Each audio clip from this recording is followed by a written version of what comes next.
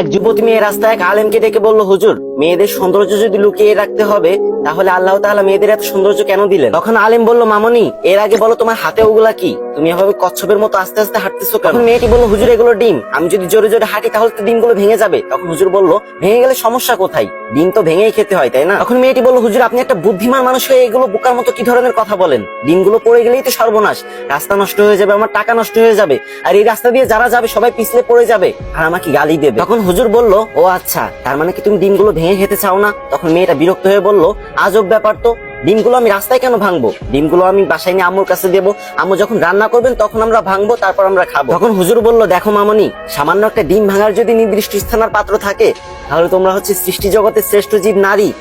তোমাদের সৌন্দর্য কি যেখানে সেখানে দেখানোটা উচিত? তোমাদের কি উচিত না একটা নির্দিষ্ট স্থান আর নির্দিষ্ট পাত্র সিলেক্ট করা?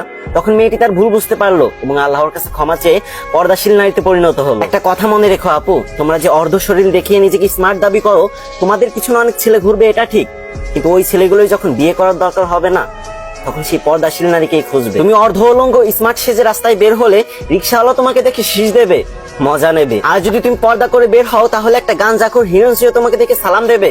দিস ইজ পর্দা পাওয়ার আপু। জানি না তোমরা কবে বুঝতে পারবা। আল্লাহ তোমাদের বোঝার তৌফিক দান করুক, আমিন।